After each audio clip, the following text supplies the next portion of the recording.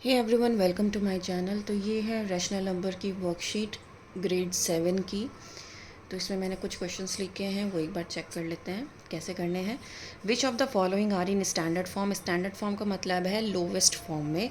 तो आपको ये चेक करके बताना है कौन सा इसमें लोवेस्ट फॉर्म में है, तो जो फर्दर डिविजिबल नहीं है, जैसे कि -7/8 ये फर्दर डिविजिबल नहीं है, तो ये लोवेस्ट फॉर्म में है।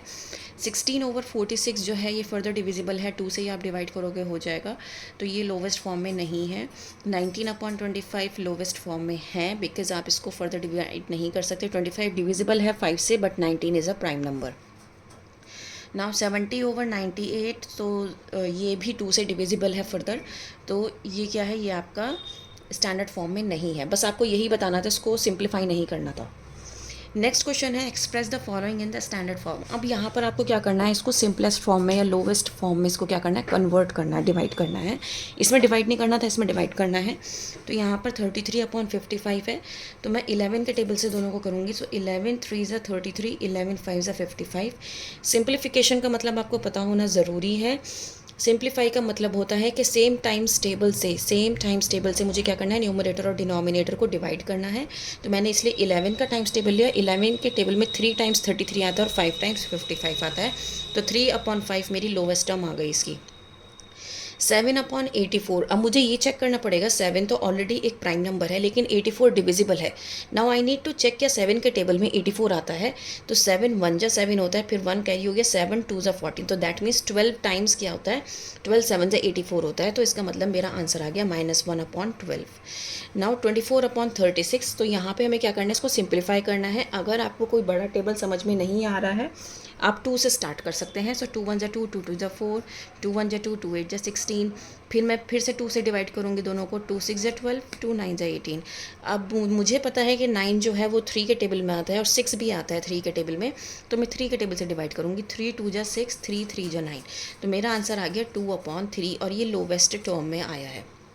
ठीक है, अब है 88/100। तो आई नीड टू चेक 88/100 ये जो है ये कौन से टेबल में आएगा। तो मैं इसको 2 से डिवाइड कर रही हूँ। 2 4 जा 8, 2 4 जा 8, 2 5 जा 10, 2 0 जा 0। ये एक बार डिवीज़न हो गया। दोबारा से मैं फिर से 2 का टेबल ले रही हूँ। 2 2 जा 4, 2 2 जा 4, 2 2 जा 4, 2 5 जा 10। अब ये फर्दर डिविजिबल नहीं है, क्योंकि 22 तो आ जाएगा 2 के टेबल में, बट 25 नहीं आएगा। सो ये फर्दर डिवाइड नहीं हो सकता है। हम ऐसा नहीं कर सकते कि ऊपर वाले नंबर को, न्यूमरेटर को हम किसी और टाइम्स टेबल से डिवाइड कर दें और डिनोमिनेटर को किसी और टाइम्स टेबल से। We need to take one times table for division of numerator and denominator both. 72 और 84।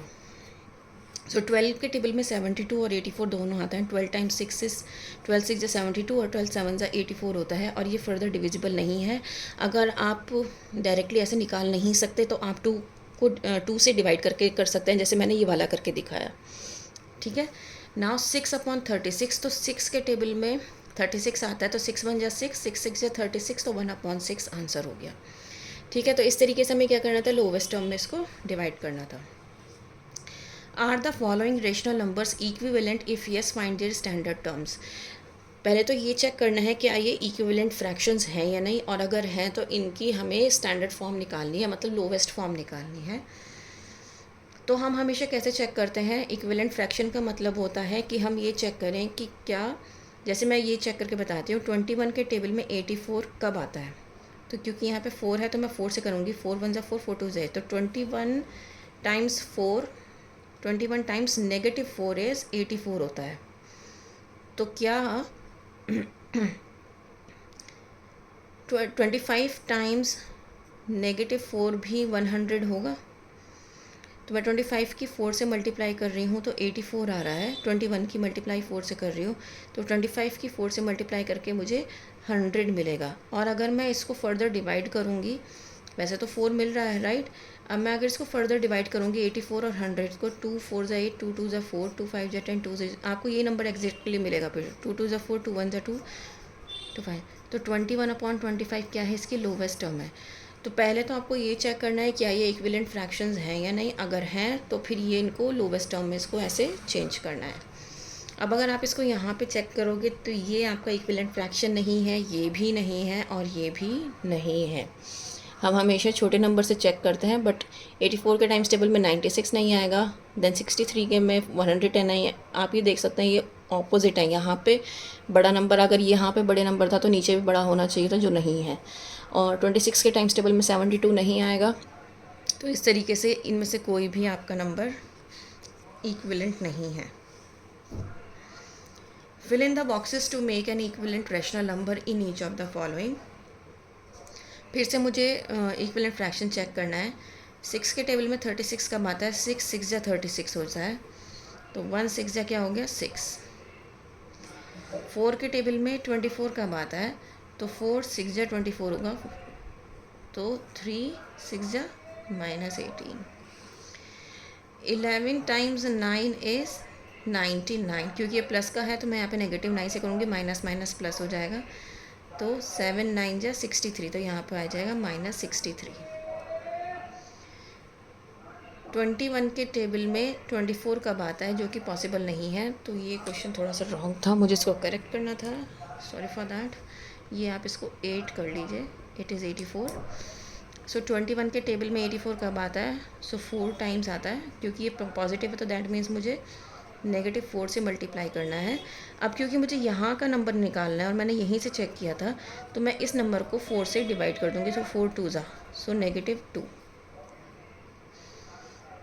ठीक है, सो 2 4 ज़ा 8 हो जाएगा। -4 से मल्टीप्लाई करें -2 की, तो आपका 8/84 आ जाएगा। 13 के टेबल में 39 कब आता है? 13 3 जा 39 होता है, तो 9 3 जा 27, वो भी नेगेटिव का। 1 times how much is 4? 1 times 4 is 4, तो 5 टाइम्स 4 इज़ 20, -20, क्योंकि यहाँ पे नेगेटिव साइन है। 3 के टेबल में 21 कब आता है? क्योंकि प्लस का 21 है और ये -3 है, तो यहाँ पे मुझे -7 से मल्टीप्लाई करना पड़ेगा। 3 7 जा 21, माइनस माइनस प्लस हो गया। यहाँ पे भी मुझे -7 से मल्टीप्लाई करना पड़ेगा, 7 7 जा 49, और यहाँ पर माइनस साइन, तो ये -49 हो गया। 8 के टेबल में 72 कब आता है?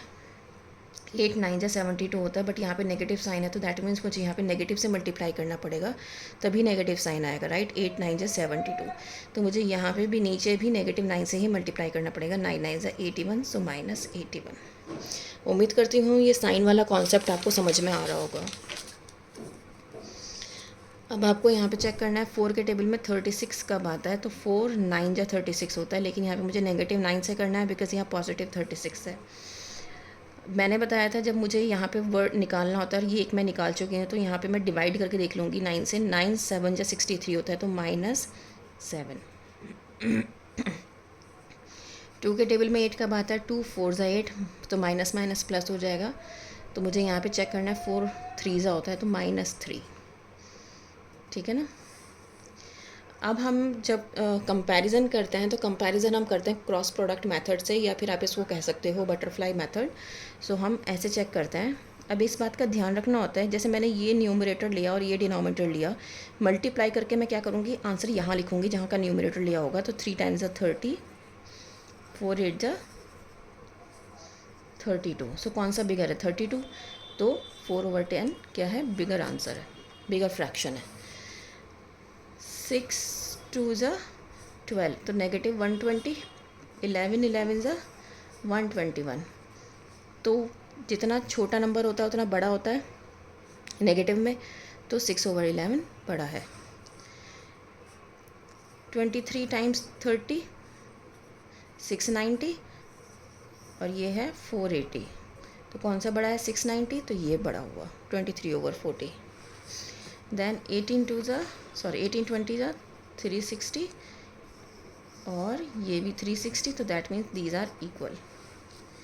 Now 10 times 3 is 30, -30, so 7 times 4 is 28, -28, so -4/10 is the bigger one. Arrange the following rational numbers in ascending order. अब हमें इसको असेंडिंग ऑर्डर में लगाना है, तो हमें क्या करना होगा? पहले एलसीएम लेना होगा जितने भी डिनोमिनेटर्स हैं। पहले हमें डिनोमिनेटर्स को सेम करना होगा। 9 6 12 3 4, सो मैं 2 से स्टार्ट करूँगी, क्योंकि 12 और 6 आ रहा है और 2 भी आ रहा है। 2 3 जा 6, 9 एज इट इज़, 2 6 जा 12, 3 2 2 जा 4। फिर से मैं 2 का टाइम्स टेबल लूँगी। हमेशा जब एलसीएम निकालते हैं तो स्मॉलेस्ट टाइम्स टेबल लेना होता है।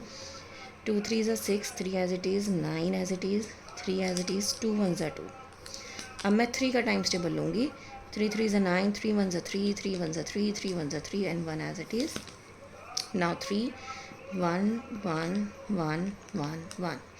जब भी मेरा 1 1 1 एट द एंड आ जाए तो दैट मीन्स ये मेरा कम्प्लीटली डिविजिबल है। अब मैं ये मेरे क्या कहलाते हैं, फैक्टर्स कहलाते हैं, इनको मल्टीप्लाई करूँगी। 2 2 ज़ा 4, 3 3 ज़ा 9, तो ये 9 आया, ये 4 आया, 9 4 ज़ा 36, तो 36 मेरा क्या हो गया, एलसीएम हो गया। अब मैं इसको सॉल्व कैसे करूँगी ये देखना। 9 के टेबल में 36 कब आता है, 9 के टेबल में 4 ज़ा आता है, तो मैं न्यूमरेटर की मल्टीप्लाई 4 से करूँगी। 7 4 ज़ा 28। 6 के टेबल में 6 टाइम्स आता है, तो 5 की मल्टीप्लाई 6 से 30। 12 3 ज़ा 11 3 ज़ा 33। 3 के टेबल में कब आता है, 12 टाइम्स, तो 1 12 जा -12। 4 के टेबल में 4 9 जा, तो 9 3 जा 27। अब मुझे कहाँ पे अरेंज करना है, स्मॉल टू बिग अरेंज करना है। तो नेगेटिव में सबसे बड़ा नंबर सबसे छोटा होता है, -3/4। हमेशा हमें ये वाले अरेंज करने होते हैं, ये वाले नहीं, बस इस नंबर को देख के हमें ये फ्रैक्शंस अरेंज करना है। उसके बाद -1/3। अब इसमें सबसे छोटा कौन सा है, 28, मतलब 7/9। फिर है 5/6, फिर है 33, दैट मीन्स 11/12। तो इस तरीके से मैंने क्या किया, इनको अरेंज कर लिया स्मॉल टू बिग। हम ये जो हमने एलसीएम लिया, ये हमने अपने डिनोमिनेटर को सेम करने के लिए लिया, ताकि हमारा जो न्यूमरेटर है, फिर हम अपने न्यूमरेटर में स्मॉल टू बिग अरेंज कर सकें और अपने ये फ्रैक्शंस जो हैं ये लिख सकें। बहुत बार बच्चे जो गलती करते हैं वो मैं आपको बताती हूँ, मेरे बहुत सारे स्टूडेंट्स ये गलती करते हैं। वो इस वाले फ्रैक्शन को जो हमने निकाला होता है ना एलसीएम लेके, इसको अरेंज करके छोड़ देते हैं, इस क्वेश्चन को नहीं लिखते हैं आंसर, जैसे मैंने ये लिखा है। तो ये रॉन्ग मेथड है, क्योंकि ये जो आपने किया है ये आपने अपनी सहूलत के लिए किया है, आपने ये चेक करने के लिए कि भाई मेरा आंसर गलत ना हो। लेकिन अरेंज तो आपको इस चीज़ को करना है ना जो क्वेश्चन गिवन है।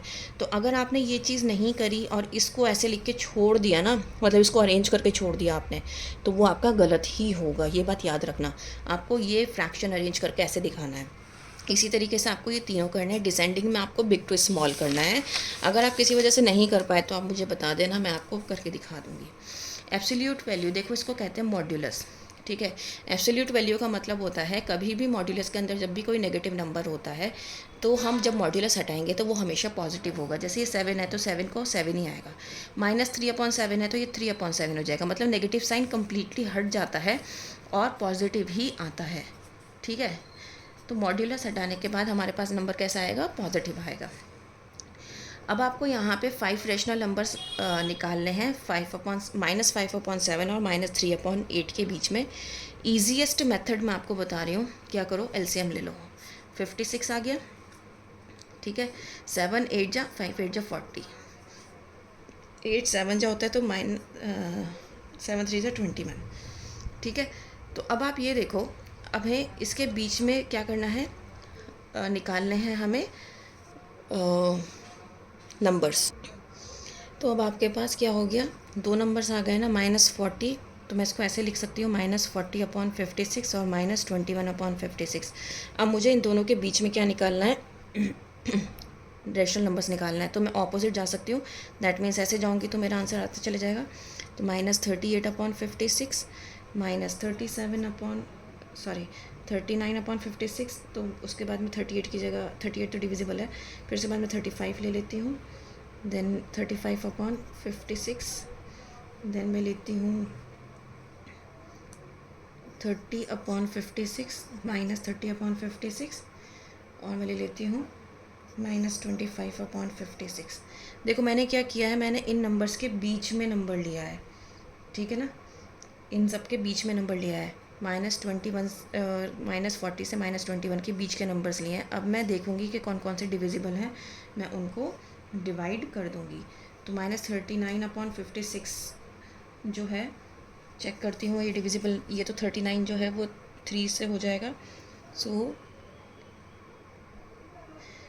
3 से ये नहीं होगा, तो दैट मीन्स ये फर्दर डिविजिबल नहीं है, तो ये एज इट इज़ रखूँगी मैं।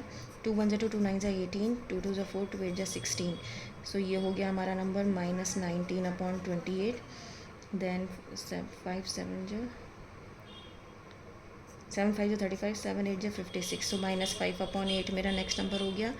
देन मेरे पास है 2 1 ज़ा 2, 2 5 ज़ा 10, 2 2 ज़ा 4, 2 8 ज़ा 16, एक नेक्स्ट नंबर मेरा ये हो गया। देन -25/26, तो टोटल मेरे 5 नंबर्स इन बिटवीन जो हो गए वो हो गए हैं -39/56, फिर है -19/28, फिर है -5/8, फिर है -15/28 और नेक्स्ट है -25/56। ठीक है, तो ये मेरे 5 नंबर्स हैं जो कहाँ आएंगे, इन दो नंबर्स के बीच में आएंगे। पहले मैंने एलसीएम लिया, फिर इन दोनों के बीच के नंबर्स निकाल लिए और जो सिंप्लीफाई हो सकते थे उनको सिंप्लीफाई कर दिया, दैट्स इट। सेम ऐसे ही आपको क्या करना है, इसका भी करना है। कोशिश करिएगा खुद से करने की। अगर हो जाता है वेल एंड गुड, नहीं होता है I am here to help you, you can tell me any time, मैं आपको फिर से सॉल्व करके दिखाऊंगी। That's all for today, I hope you understood this. Please like share and subscribe. Thank you.